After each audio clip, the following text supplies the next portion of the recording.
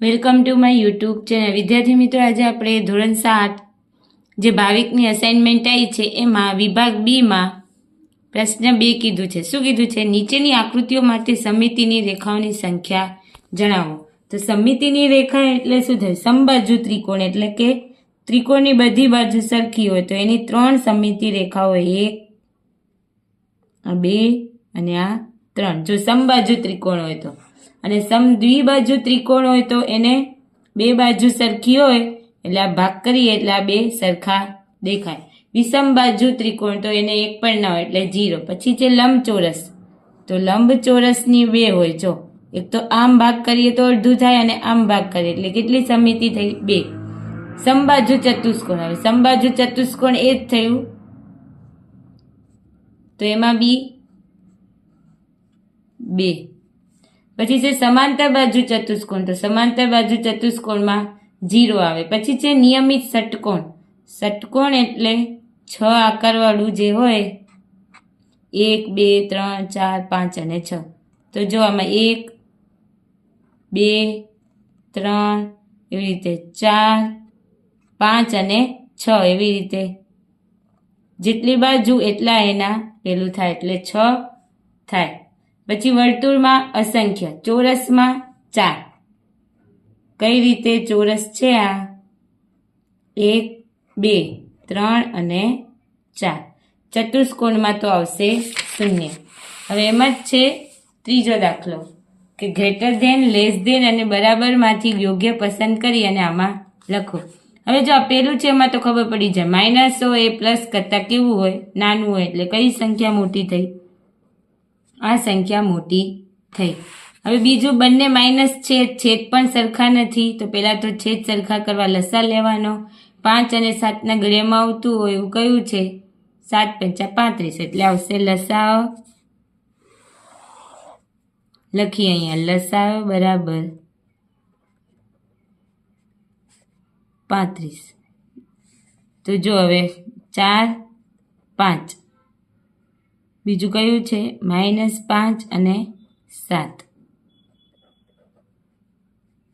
હવે 5 ને કેટલા વડે? તો 7 વડે, તો ઉપર બી 7 વડે. અહીંયા 7 ને 5 વડે તો ઉપર બી 5 વડે. તો કેટલું આવશે? જો 7 ચોક 28, 7 પંચા 35, પાયો પાયો 25 અને 35. હવે જો માઇનસ છે, હંમેશા માઇનસમાં જે નાની સંખ્યા હોય એ શું હોય? મોટું હોય. શું હોય? મોટું હોય. -28 અને -25, જો છેદ તો સરખા છે, નાની સંખ્યા કઈ છે? -25, તો એ મોટું આવે એટલે આ સંખ્યા મોટી થઈ. એવી જ રીતે આમાં લસા કેટલો આવશે? 16 આવશે. કેમ? 8 અને 16 છે તો 8ના ઘડિયામાં 16 આવે. તો લઈએ 7, 8 ને 2 વડે ગુણીએ. જોવાનું, પેલી તો બંને માઇનસ છે એટલે જો પ્લસ માઇનસ હોય તો પ્લસ વાળી જ હંમેશા. અહીંયા તો 16 એકા 16, તો જો 7 દુ 14 પણ -14 છેદમાં 16, અને અહીંયા બી આ માઇનસ ઉપર જતા રહે એટલે -14 છેદમાં 16. તો બંને કેવું આવ્યું? બરાબર આવ્યું. તો લખીએ અહીંયા બંને બરાબર છે. એવી જ રીતે ચોથું, 5 અને 4ના ઘડિયામાં આવતું હોય તો એ આવશે 20. લસા કેટલો થશે? 20. ચલો -8 અને 5, 5 ને 4 વડે તો ઉપર બી 4 વડે. એવી જ રીતે -7 છેદમાં 4 ગુણ્યા 5 વડે ગુણીશું તો 20 થશે ઉપર નીચે. ચલો 8 ચોક -32 અને 5 ચોક 20, 7 પંચા -35 અને 20. હવે જો ભૂલ નહીં કરવાની, આ માઇનસ છે, માઇનસમાં શું કીધું? જે નાનું હોય એ શું હોય? મોટું હોય. એટલે -32 કેવા આવશે? મોટા આવશે. એટલે આ બાજુ કેવી આવશે? મોટી. ચલો હવે જોઈએ દાખલા નંબર 5. -1/3, 1/4. 3 અને 4નો લસા તો 12 આવે. કેટલો આવે? 12. 3 અને 4ના ઘડિયામાં આવતું હોય. 1 -3 ને કેટલા વડે ગુણીશું તો 12 થશે 4 વડે. એવી જ રીતે અહીંયા 4 ને 3 વડે, તો ઉપર નીચે 3 વડે ગુણવાનું. હવે આ માઇનસ ઉપર આપી દઈએ, -4 અને 4 તેરી 12. એવી રીતે 3 અને 4 તેરી 12. તો -4 અને -3 છેદમાં 12 તો છેદ.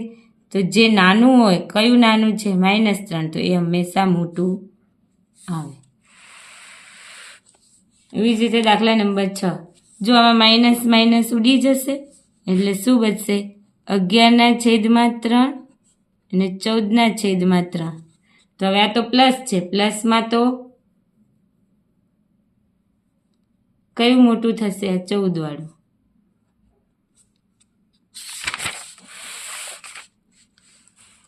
હવે અહીંયા ઉડશે પહેલા 2 × 2 2 ચોક 8. 2 × 2 2 ચોક 8. શું આવ્યું? 4 અને 1/4. તો કયું મોટું થયું? 4 મોટું થયું એટલે આ બાજુ નિશાની આવશે.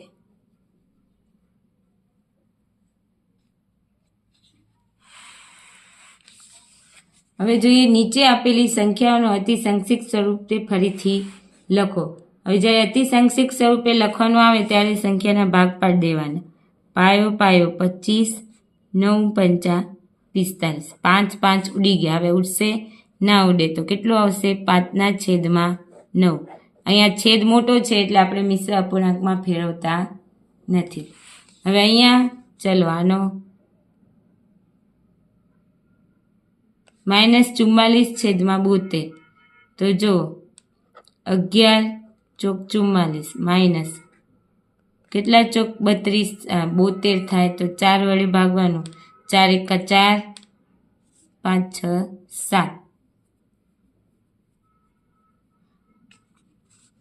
18 ચોક 72 થાય ને? 18 ચોક 72. 4 4 ઉડી ગયા. શું આવ્યું? -11/18. જો 72 ના 18 નો ઘડિયો ના આવતો તો 72/4 કરવાના. 4 × 4 8 ચોક 32. એટલે કેટલું આવ્યું? 18. હવે અહીંયા 42 અને 66. તો કરીએ 2 21 દુ 42 માઇનસ છે અને 33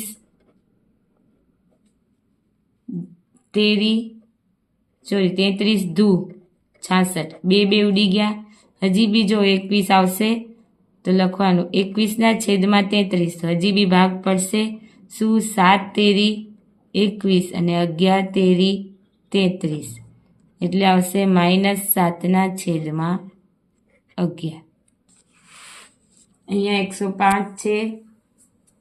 15 ના ઘડિયામાં જોવાનું. 15 × 7 = 105. 15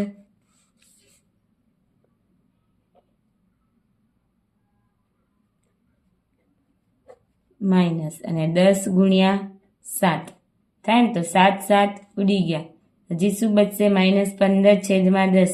હજી બી 15 અને 10 એકના ઘડિયામાં આવશે. કયો? હા, -5 તેરી 15 અને 5 દુ 10. સોરી, અહીંયા પ્લસ છે. 5 5 ઉડી ગયા એટલે જવાબ આવશે -3/2 થાય. 2 એકા 2 અને 1 આવી રીતે પણ લખી શકાય. -3/2 એ રીતે પણ લખી શકાય. પછી છે -8 એટલે 4 દુ 8 અને 3 દુ 6. 2 ઉડી ગયા. શું આવ્યું? -4/3. અતિ સંક્ષિપ્ત રૂપમાં 3 એકા 3 અને 1 આપીએ પણ આ કેવું? માઇનસ થશે ને? તો તે છઠ્ઠું 4 દુ 8 અને 5 દુ 10. 2 ઉડી ગયા. -4/5. છેદ મોટો છે એટલે મિશ્ર અપૂર્ણાંકમાં નહીં લખાય. હવે 36 અને 24 કયામાં આવે?